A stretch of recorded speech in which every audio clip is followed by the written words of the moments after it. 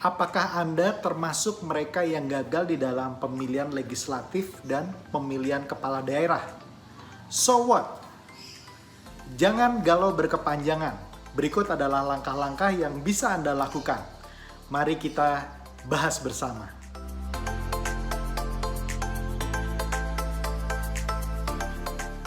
Kekalahan atau kegagalan di dalam sebuah proses kompetisi seperti pemilihan legislatif maupun pemilihan kepala daerah merupakan hasil yang menyakitkan.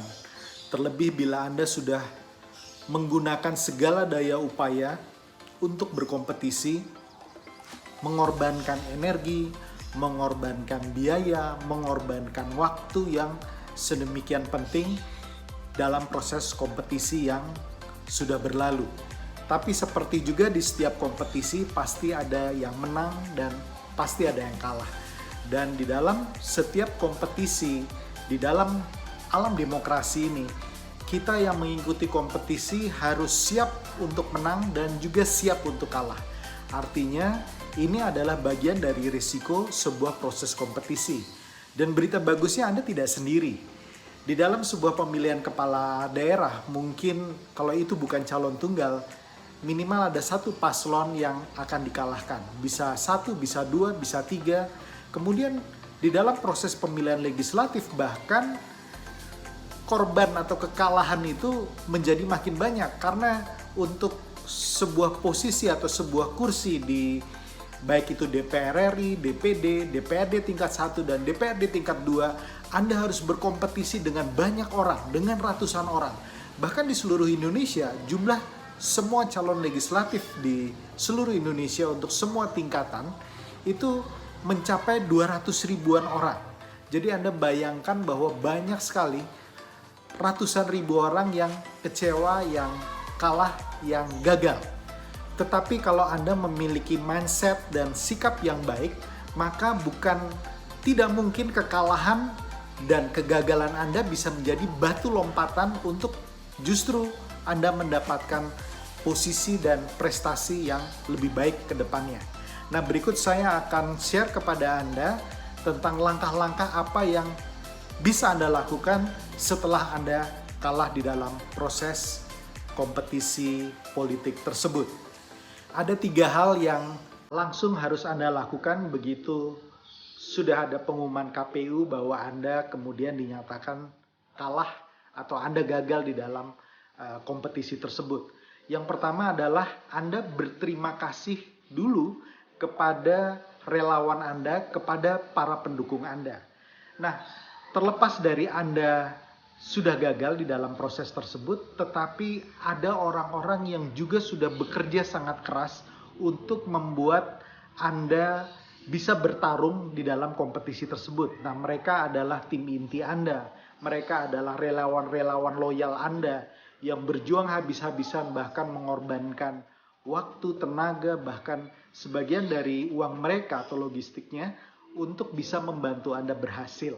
Jadi Anda harus berterima kasih dulu kepada mereka. Terlepas bahwa hasilnya Anda kalah. Jadi Anda bisa kumpulkan tim inti Anda, pendukung Anda, relawan inti Anda untuk kemudian Anda berterima kasih atas upaya yang sudah mereka lakukan untuk perjuangan Anda yang kali ini tidak berhasil itu. Yang kedua adalah Anda bisa menyelesaikan semua kewajiban-kewajiban Anda yang berkaitan dengan finansial. Jadi jangan sampai begitu Anda sudah kalah kemudian Anda pergi dan meninggalkan begitu saja. Kalau Anda memiliki janji, Anda memiliki hutang-hutang finansial, Anda memiliki kewajiban finansial tertentu yang Anda lakukan dan Anda sudah ucapkan, Anda harus selesaikan itu dulu. Nah, dengan menyelesaikan kewajiban finansial, hutang dan janji-janji tersebut, maka integritas Anda akan terjaga. Karena bukan tidak mungkin Anda berikutnya akan maju kembali di dalam proses kompetisi. Dan kalau misalnya Anda meninggalkan hutang, Anda meninggalkan kewajiban-kewajiban yang seharusnya Anda lunasi, kemudian tidak Anda selesaikan, maka integritas Anda berikutnya akan dipertaruhkan. Mereka tidak akan percaya lagi dengan Anda kalau Anda mau merekrut mereka sebagai tim atau relawan pendukung Anda. Yang ketiga adalah Anda melakukan evaluasi menyeluruh dengan tim inti Anda tentu saja. Mengapa kekalahan itu bisa terjadi? Mengapa Anda gagal di dalam proses tersebut? Nah, ini adalah salah satu kelemahan dari orang Indonesia, di mana kalau sudah acaranya selesai, mereka sudah begitu saja selesai. Terlebih lagi kalau mereka kalah, mereka jarang sekali melakukan evaluasi. Padahal kunci dari keberhasilan itu adalah dengan melakukan evaluasi. Jadi Anda bisa belajar sebetulnya kelemahan dan kegagalan saya itu ada di mananya. Apakah ada di tim sesnya, apakah dana yang kurang dan tidak terdistribusi dengan baik, ataukah tim yang tidak solid, ataukah strateginya yang keliru, strategi daratnya yang keliru, strategi sosial medianya keliru, strategi mendekati masyarakatnya keliru. Nah, itu menurut saya mumpung belum lama terjadi, Anda harus bisa mencatat dan mengevaluasi semua itu secara komprehensif, sehingga pada berikutnya, kalau Anda ingin maju kembali, Anda bisa belajar dari kesalahan-kesalahan tersebut. Karena kegagalan sebetulnya adalah sebuah upaya untuk memulai lagi dengan cara yang berbeda. Ya, tentu saja cara yang berbeda ini akan leading to your success untuk menjadi anggota legislatif ataukah menjadi kepala daerah. Nah, itu adalah 3 hal yang bisa Anda lakukan begitu Anda kalah di dalam sebuah proses kompetisi politik. Tetapi saya ingin menambahkan satu lagi. Setelah 3 hal tersebut Anda lakukan, kemudian yang berikutnya adalah Anda harus menentukan target berikutnya apa. Kenapa saya katakan hal seperti ini? Karena begini, pada waktu Anda mengikuti proses kompetisi tersebut, Anda mendapatkan sejumlah suara tertentu. Apakah beberapa ribu, beberapa belas ribu, beberapa puluh ribu, atau bahkan beberapa ratus ribu. Nah, suara ini adalah bentuk kepercayaan masyarakat terhadap sosok Anda. Suara ini adalah trust dari masyarakat terhadap Anda. Nah, menurut saya ini sayang sekali untuk disia-siakan. Jadi, Anda tentukan target Anda berikutnya apa. Kalau mungkin Anda kapok atau tidak mau masuk lagi ke dalam dunia politik, tetap modal suara itu penting dan cukup strategis. Misalnya Anda ingin berkontribusi ke dalam masyarakat, kan berkontribusi ke dalam masyarakat tidak harus dengan menjadi anggota legislatif atau menjadi kepala daerah. Misalnya Anda ingin mencanangkan kegiatan-kegiatan sosial yang bisa memberikan kontribusi langsung kepada masyarakat, Anda bisa lakukan itu. Ya, apakah membentuk yayasan, membentuk movement atau gerakan yang langsung masuk ke masyarakat dan bisa memberikan manfaat yang nyata bagi masyarakat. Itu adalah salah satu alternatif yang bisa Anda lakukan.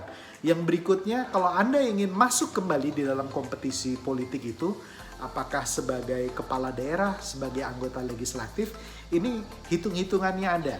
Kalau dulu Anda berkompetisi sebagai kepala daerah mengantungi sejumlah suara tertentu yang biasanya cukup besar. Nah, kalau Anda ingin menentukan target berikutnya menjadi anggota legislatif, tentu saja suara yang dibutuhkan itu seharusnya itu bisa Anda raih dengan perolehan suara yang Anda dapatkan pada saat Anda bertarung sebagai calon kepala daerah. Artinya, untuk menjadi anggota legislatif, apakah itu di level RI, DPD, DPRD tingkat 1 maupun DPRD tingkat 2, itu sangat memungkinkan. Jadi, hasil evaluasi tadi yang saya maksud bukan hanya evaluasi berkaitan dengan strategi dana dan tim ses saja, tetapi political mapping yang Anda dapat dari hasil kompetisi sebelumnya itu Anda manfaatkan sebesar-besarnya. Karena di situ Anda bisa melihat basis saya ada di mana, kekuatan saya di mana, masyarakat yang percaya dengan saya itu ada di daerah mana saja dan di daerah mana yang saya kurang. Nah, ini peta suara seperti itu akan menjadi sangat penting kalau Anda ingin berkompetisi dalam pileg atau dalam pilkada berikutnya. Nah, kalau Anda ingin masuk lagi berkompetisi di dalam pilkada berikutnya, political mapping yang ada dan evaluasi yang tadi ada itu bisa Anda manfaatkan kembali karena itu adalah modal suara Anda. Di beberapa tempat saya melihat bahwa suara dari mereka yang kalah itu hanya beberapa ribu saja, ya, tidak terlalu besar. ada yang hanya beberapa belas ribu. Itu tidak terlalu besar karena perhitungannya mudahnya adalah suara mereka yang mendukung Anda kalau dikalikan satu lagi, artinya pendukung yang sudah mendukung Anda mencari satu suara lagi, Anda cek suaranya sebesar apa dibandingkan dengan pemenang yang sekarang menjabat. Nah, ini artinya potensinya itu ada, potensinya besar. Tinggal bagaimana Anda mempersiapkan sebaik mungkin. Nah, ini juga tahapan yang berikutnya. Setelah Anda menentukan target, berikutnya adalah Anda mempersiapkan sebaik mungkin. Kebanyakan dari calon anggota legislatif maupun calon kepala daerah mempersiapkan diri untuk maju hanya di bulan-bulan terakhir. Ada bahkan yang mempersiapkan diri hanya di 4 bulan terakhir, 6 bulan terakhir, atau 7 atau 8 bulan terakhir. Ini waktu yang minim sekali. Kalau menurut saya idealnya seorang anggota legislatif maupun anggota calon kepala daerah mempersiapkan untuk mereka maju itu yang ideal adalah 2 tahun. Ya, karena di dalam 2 tahun mereka bisa menyusun strategi yang baik, mereka bisa mengarahkan targetnya dengan baik, mereka bisa melakukan manajemen logistik yang baik sehingga mereka bisa menang. Jadi sebuah kemenangan di dalam pilkada, dalam pengalaman saya sebagai konsultan politik yang lumayan sudah cukup lama, itu tidak bisa instan. Dia dihasilkan oleh sebuah proses yang cukup panjang melalui tahapan-tahapan yang kemudian dari setiap tahapan kita menjadi semakin kuat, semakin confidence dan kemudian memenangkan pilkada atau pileg tersebut. Nah, bagaimana mempersiapkan diri dengan baik untuk sebuah proses legislatif dan proses kompetisi pilkada, saya nanti akan bahas di dalam vlog saya berikutnya. Tetapi pesan saya 2 itu, setelah Anda kalah, lakukan 3 hal itu, plus yang berikutnya, tentukan target berikut Anda dan persiapkan sebaik mungkin. Demikian dari Politician Academy, semoga bermanfaat bagi Anda dan salam perubahan.